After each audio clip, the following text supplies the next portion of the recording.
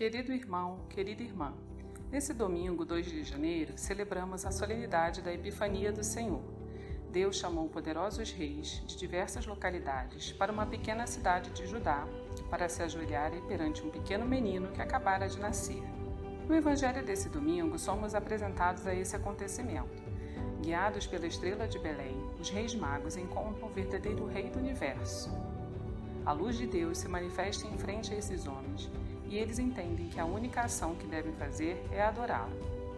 Se você deseja, assim como os reis, encontrar a estrela que guia todo ser humano, nosso Senhor Jesus Cristo, escute a seguir a homilia dominical realizada pelo Padre Antônio José. Se quiser, compartilhe com alguém querido. Você pode estar levando a luz de Cristo a um coração em meio às trevas. Deus abençoe muito você e sua família. Um abraço dos seus irmãos da paróquia Nossa Senhora de Fátima, Rainha de Todos os Santos. O Senhor esteja convosco. Ele está no meio de nós. Proclamação do Evangelho de Jesus Cristo segundo Mateus. Glória a vós, Senhor.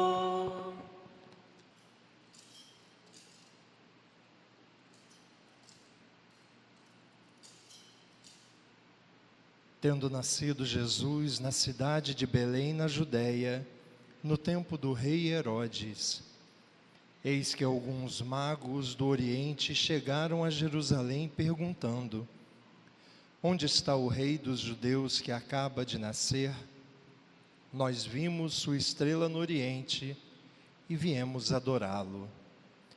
Ao saber disso, o rei Herodes ficou perturbado, assim como toda a cidade de Jerusalém. Reunindo todos os sumos sacerdotes e os mestres da lei, perguntava-lhes onde o Messias deveria nascer. Eles responderam: em Belém, na Judéia, pois assim foi escrito pelo profeta: e tu, Belém, terra de Judá, de modo algum és a menor entre as principais cidades de Judá, porque de ti sairá um chefe que vai ser o pastor de Israel, o meu povo. Então Herodes chamou em segredo os magos e procurou saber deles cuidadosamente quando a estrela tinha aparecido. Depois os enviou a Belém, dizendo: ide e procurai obter informações exatas sobre o menino. E quando o encontrardes, avisai-me, para que eu também vá adorá-lo. Depois que ouviram o rei, eles partiram. E a estrela que tinham visto no Oriente ia adiante deles, até parar sobre o lugar onde estava o menino. Ao verem de novo a estrela, os magos sentiram uma alegria muito grande. Quando entraram na casa, viram o menino com Maria, sua mãe. Ajoelharam-se diante dele e o adoraram.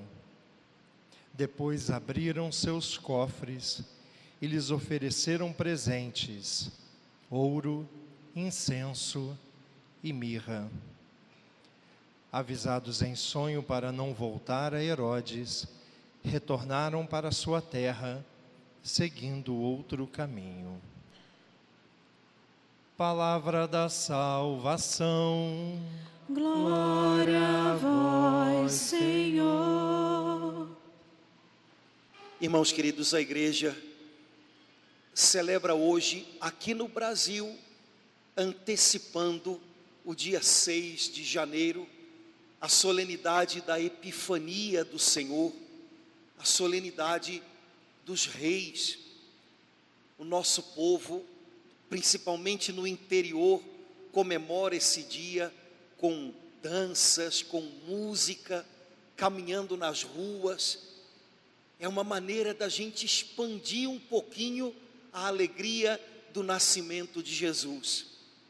Mas hoje a gente ouve esse trechinho do Evangelho de São Mateus, que todos os anos se repete para a gente nesse dia. é a história de um longo caminho, é a história de uma viagem. De alguma maneira, essa viagem da qual fala a Bíblia hoje, representa a viagem na qual eu e você estamos envolvidos agora. A gente sabe disso, a gente de vez em quando fala isso. A nossa passagem pelo mundo, o nosso caminho nesse mundo, a nossa vida é como uma longa viagem.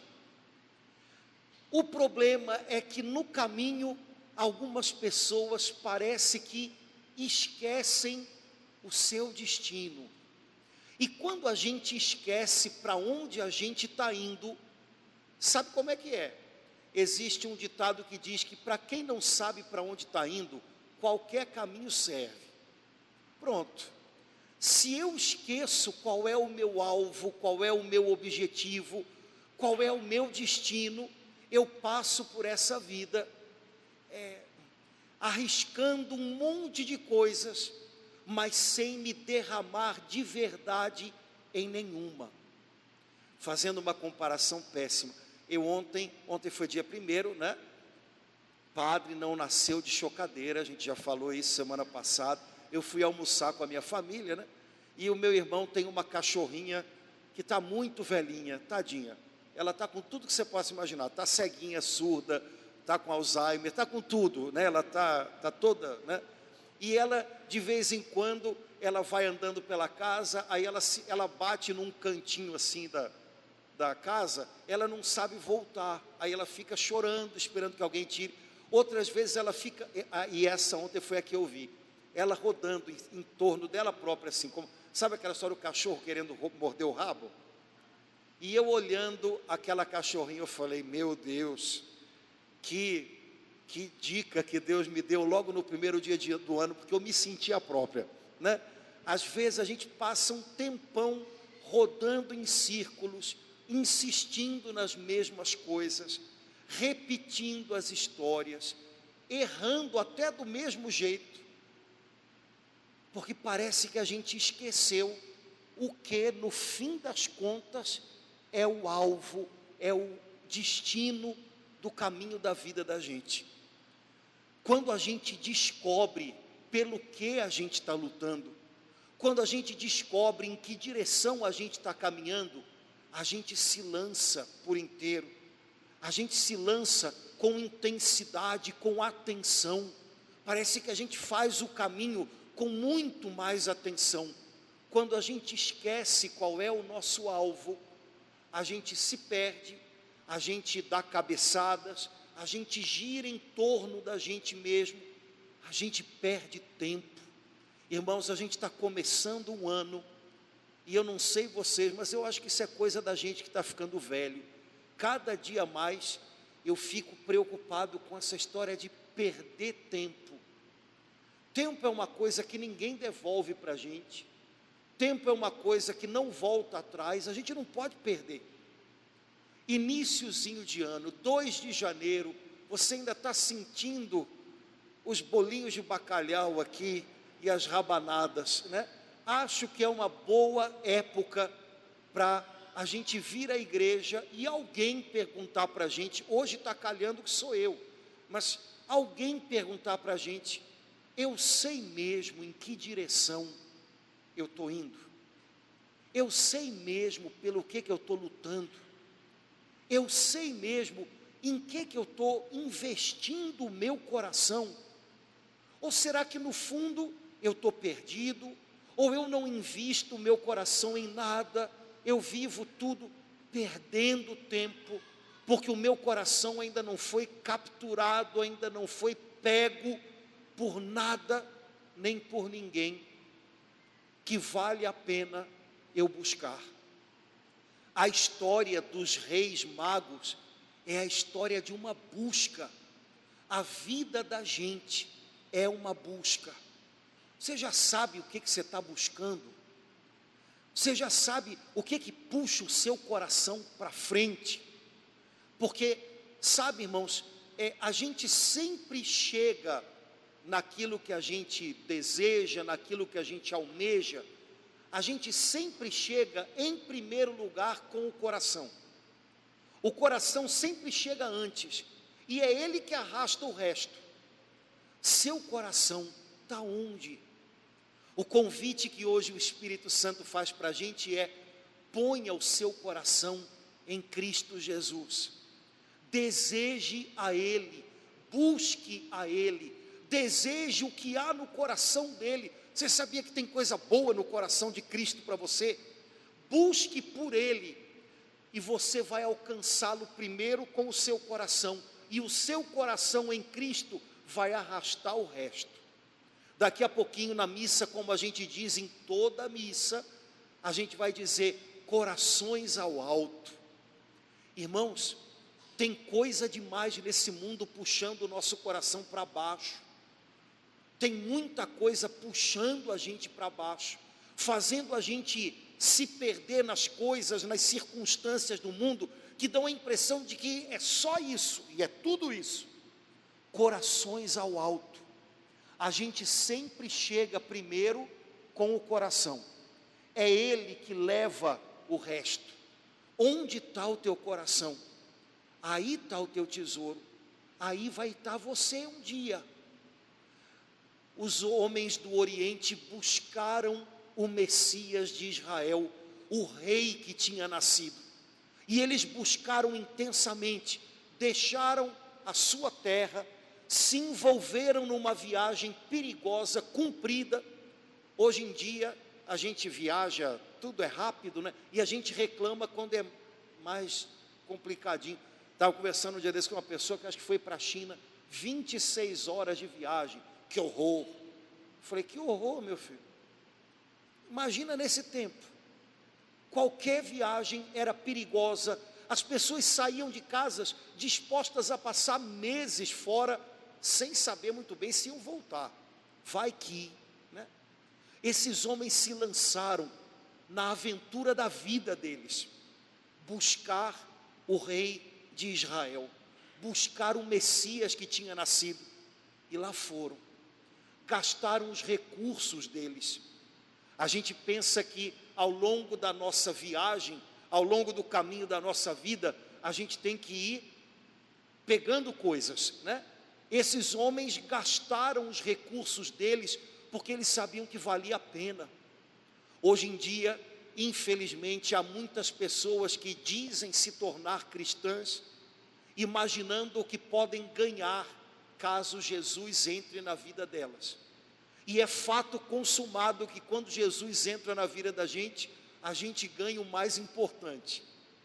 Mas o amor da gente por Ele não se mede por essa pergunta: o que eu ganho com Jesus na minha vida? O amor da gente por Jesus, aliás, o amor da gente por qualquer pessoa, se mede por aquilo que a gente está disposto a perder por essa pessoa no meio do caminho. Esses homens que vieram do Oriente se gastaram seus recursos, arriscaram para buscar esse menino. O alvo era ele, o motivo era ele, e eles não mediram esforços. Quando a gente elege um alvo na nossa vida, a gente luta por isso. Agora, quando você elege Jesus Cristo como alvo da sua vida, você está entrando na melhor de todas as lutas. Você está buscando o que de melhor pode haver. Agora, saiba que no caminho é preciso que você se gaste por Ele. Quando você elege Jesus, Ele traz para a sua vida o melhor. Mas esteja disposto a deixar no caminho alguma coisa por Ele. Aqueles homens foram e chegaram até a Judeia. Quando eles chegaram na Judeia, tão pertinho de onde Jesus estava, se perderam. Ao invés de ir direto para Belém, foram para Jerusalém. Belém e Jerusalém são muito pertinho. De repente, no meio do caminho, eles erraram ali o cálculo da estrela e foram parar na porta do rei Herodes. Quando a gente está buscando a Cristo, às vezes no caminho, aliás, sempre no caminho, entra Herodes. O Herodes de 2000 anos atrás era o rei lá dos judeus, mas na vida de cada um de nós, irmãos, o inimigo se aproxima fantasiado de Herodes de alguma maneira. Os homens do Oriente bateram na porta de Herodes, o palácio real de Jerusalém, e disseram: nós viemos adorar o rei que acabou de nascer. E Herodes tremeu nas bases, porque Herodes era o rei, e ele não tinha visto nenhuma criança nascer no palácio naqueles dias. Então ele envolve aqueles homens, bate um papo. Herodes era bom de enrolar, né? Que história é essa? Nasceu o Messias? Ou vocês sabem onde é que ele nasceu? Não, não foi aqui não. Não, não foi aqui não. Vamos descobrir onde é que ele nasceu. Aí procuraram lá nas escrituras e descobriram no profeta Miqueias que o Messias ia nascer em Belém. Aí Herodes me sai com essa: vão lá descobrir o menino, depois vocês voltem aqui e me contem, que eu também quero ir lá para adorar o menino. Mas que coisa, né? Esse é político mesmo, né, cara? Nossa, esse daí estava no lugar certo. Pois é. Irmãos queridos, quando a gente se dispõe a buscar o Senhor, quando a gente escolhe como alvo, destino dos nossos passos, Jesus Cristo, é natural que Herodes se intrometa no caminho. É natural que o inimigo levante obstáculos. Hoje, a primeira leitura que nós ouvimos é uma profecia de Isaías, que começa dizendo: as nações da terra têm sobre elas nuvens escuras, o mundo está cheio de escuridão. Irmãos, a nossa viagem é no meio de uma tempestade, viu? Houve um pregador americano muito famoso, o pessoal mais velho deve ter ouvido falar, Billy Graham, que ele dizia que a Bíblia, ao contrário do que algumas pessoas pensam, é o livro mais atual que existe, é mais atual do que o jornal de hoje de manhã. Parece que esse retrato que Isaías pinta é o retrato do que a gente está vivendo. As nações estão cobertas por nuvens espessas, se espalhou sobre o mundo uma grande escuridão, e é no meio de tudo isso que eu e você estamos avançando. Também no meio da tempestade se avança, viu? Também no meio da tempestade a gente faz caminhos, também no meio dela. Mas aí Isaías diz: olhem, mas para vocês já brilhou uma luz, e a glória de Deus se manifesta.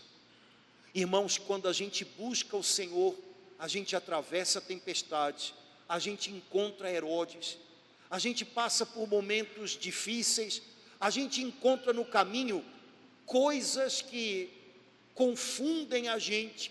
Herodes queria envolver os homens vindos do Oriente. A gente encontra no caminho conversas, histórias, que, se a gente permitir, nos enganam.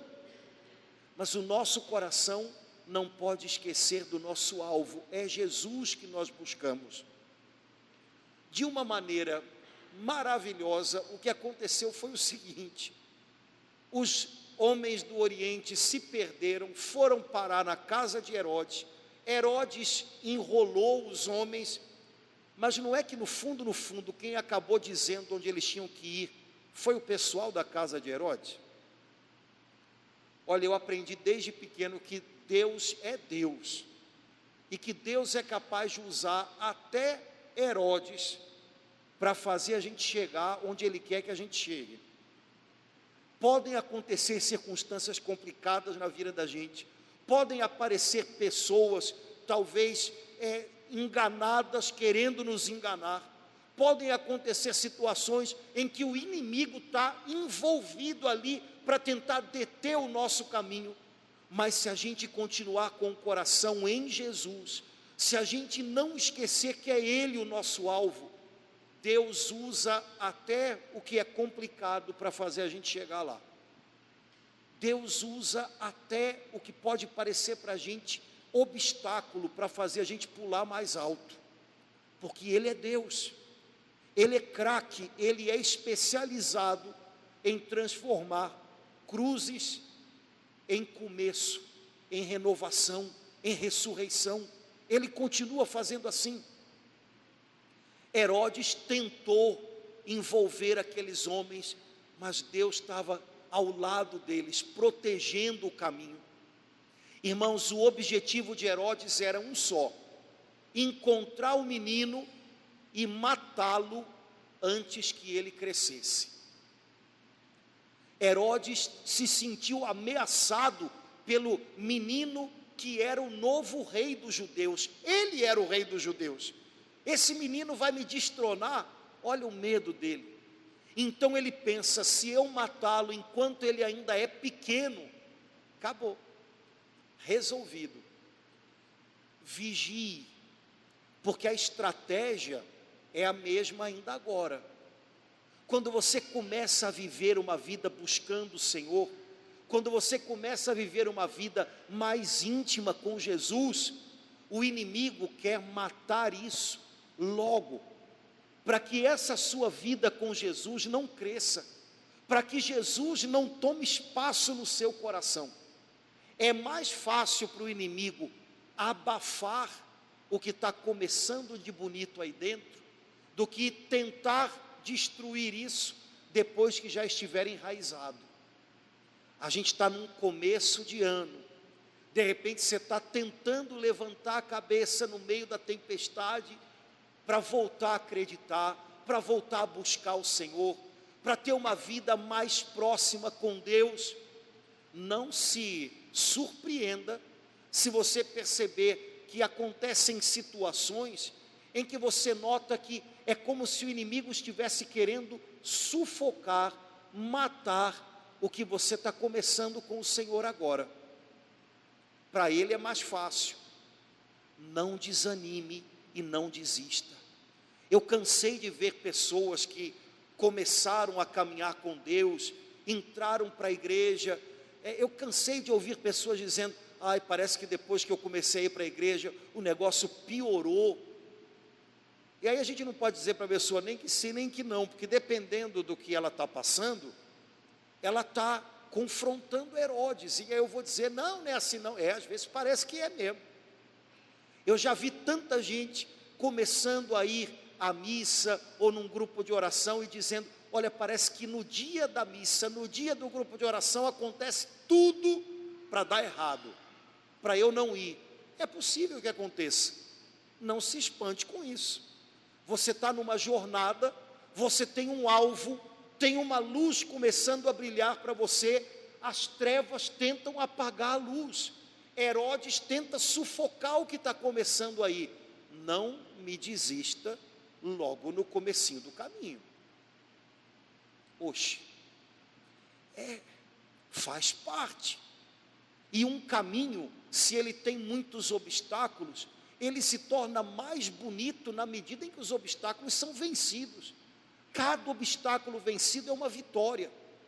A tendência da gente, quando a gente se depara com obstáculos, e de modo especial quando eles são muitos, é ficar cansado e ficar dando atenção ao obstáculo. Ai meu Deus, de novo isso. Ai meu Deus, isso só acontece comigo. Ai meu Deus. Quando na verdade a gente tinha que vencer os obstáculos e notar as vitórias que a gente vai pontuando no caminho da gente. Venci mais essa, consegui mais hoje, lá fui eu, não desisti não. E o nosso caminho ia parecer para a gente muito mais bonito do jeito que de fato ele é. Não é pelo número de obstáculos que a gente conta o caminho, é pelo número de vitórias. Cada vez que Herodes confrontar você, cada vez que você perceber que a sua fé, que pode parecer como uma criança pequena ainda nascendo no seu coração, cada vez que você tiver a impressão de que Herodes está sufocando, opa, já sei qual é o propósito dele, já sei qual é o plano dele, é matar o menino enquanto ele ainda é pequeno. Esse menino tem que crescer em mim, ele tem que se tornar forte em mim, ele tem que se tornar o rei da minha vida. Não vou deixar nada sufocar a minha fé, sufocar a minha confiança no Senhor. Quando os reis saíram da casa de Herodes, a estrela voltou a brilhar. E eles acertaram o caminho, foram parar, em Belém. Quando chegaram em Belém, não deve ter sido difícil encontrar o lugar onde Jesus estava com Nossa Senhora e São José. E depois de sei lá quantos dias, ou melhor, eu sei lá quantos meses de viagem, esses homens chegam. Eu não sei se você já chegou num lugar que você quis chegar muito. Cheguei, nem acredito que eu estou aqui. Nossa, você não sabe se você para, se você pula, se você, sei lá. Cheguei. Eles chegaram e viram o menino no colo de Nossa Senhora. Você já imaginou? Poxa, deve ser uma coisa. E quando eles viram o menino, eles fizeram duas coisas que surpreendem a gente, porque afinal de contas, poxa vida, eles viajaram tanto para isso. A gente pode imaginar que uma pessoa faça um esforço muito grande para conseguir alguma coisa para ela, né? Eu vou viajar porque eu vou lá porque tem uma herança esperando por mim, vou lá pegar, vou lá tomar posse. Mas os homens do Oriente se aproximaram do menino, se prostraram para adorar e deram presentes para ele. Eles não fizeram nada por eles mesmos, aparentemente. Eles deram presentes. Há uma passagem na Bíblia que diz que há maior alegria em dar do que em receber. E esses homens são a prova viva de que isso é verdade. Depois de uma viagem tão longa, a alegria deles ali foi ver o menino mexendo nos presentes que eles estavam mostrando. Eu não sei nem se o menino Jesus gostou muito, não, porque afinal de contas, criança gosta de brinquedo, né? E eles deram ouro, incenso e mirra. Todo cristão sabe que essas três coisas representam a divindade de Jesus, a humanidade de Jesus, a sua morte e a sua ressurreição, a sua realeza. Todo mundo sabe isso. Mas vamos e venhamos, um menino que devia ter um pouquinho menos de 2 anos, ele deve ter brincado ali com ouro, agora os homens que vieram do Oriente devem ter ficado felizes, como um pai e uma mãe ficam, quando vem o seu menino, a sua menina, brincando com o presente que eles conseguiram dar. Irmãos, como a gente podia aprender em 2022 com esses homens, que existe mais alegria em dar do que em receber. Existe mais alegria em poder dividir com outros o que Deus tem nos dado, do que em esperar que outros nos deem algo que está nos faltando. Porque no fundo é disso que se trata. Quando a gente dá, a gente tem a alegria de dividir com outras pessoas o que o Pai tem nos dado.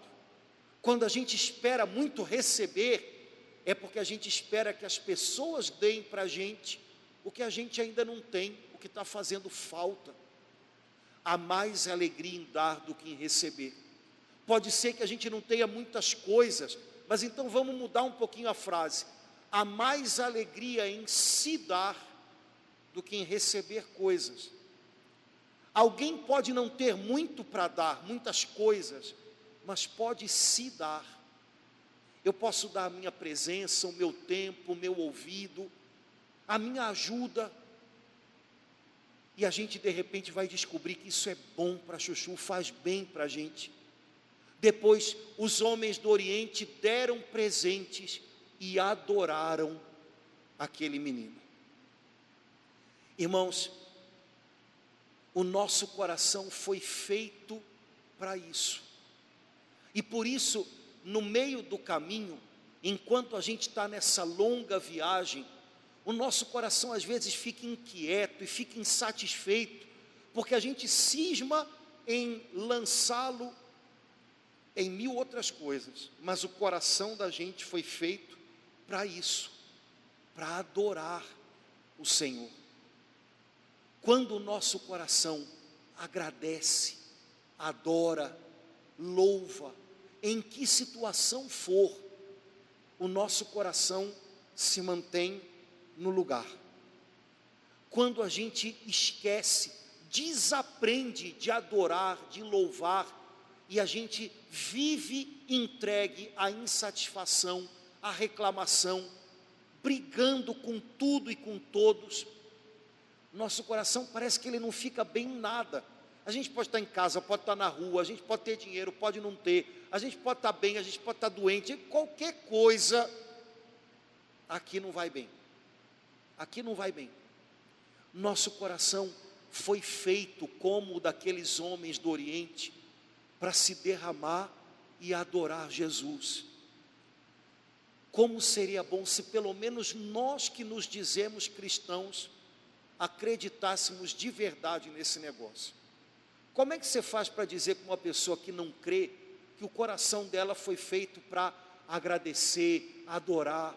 Fica difícil, né?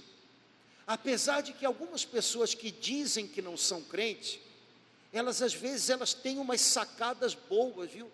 Tem agora esse pessoal que fala na internet, que o pessoal acha que são grandes filósofos brasileiros, né?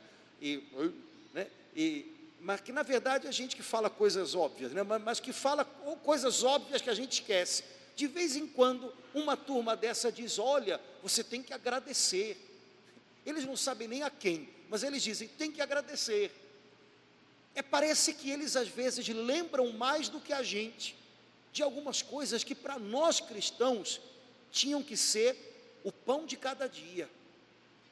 Tem que ser para nós, pão de cada dia, parar um pouquinho e se prostrar diante do Senhor e dizer: Senhor, obrigado. Senhor, eu te adoro. Eu reconheço que o Senhor é a luz da minha vida, é o Rei da minha vida. Irmãos, isso não é luxo, parar para fazer isso, é o pão de cada dia, é sustento para a nossa alma cada dia, porque senão a gente esquece quem é o nosso alvo, quem é o nosso motivo, quem é a nossa luz, quem é o nosso Rei. Quando a gente se esquece dele, todo o resto não é bastante para preencher o lugar que fica vazio.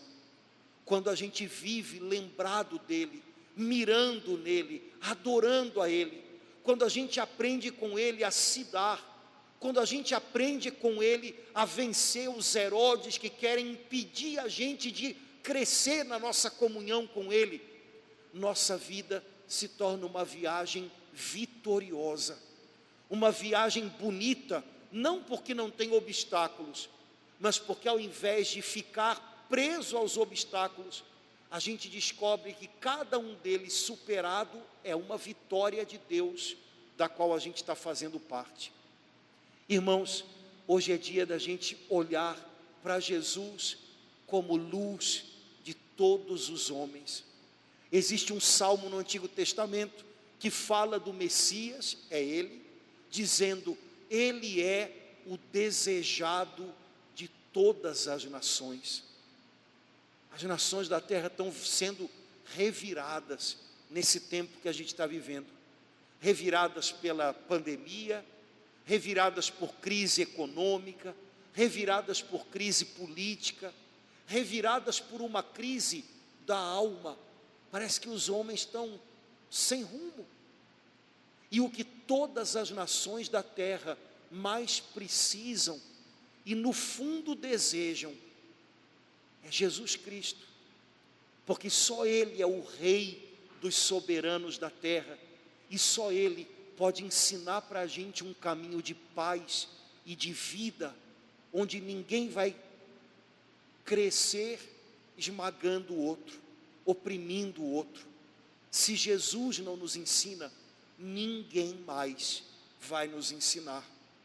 Que a gente possa hoje contemplar essa luz que já está brilhando sobre a vida da gente, que a gente não desanime de prosseguir por causa da tempestade e da escuridão ao redor, e que do pouquinho que a gente possa fazer, a gente faça todo o possível, que a gente possa espalhar essa luz de Cristo ao nosso redor, que a gente possa, com a nossa atitude, com o nosso olhar, com a nossa palavra, com a nossa vida, que a gente possa ajudar as pessoas a voltarem a acreditar que essa tempestade vai passar e que há algo novo de Deus pronto para chegar, se nós soubermos correr em direção a Jesus.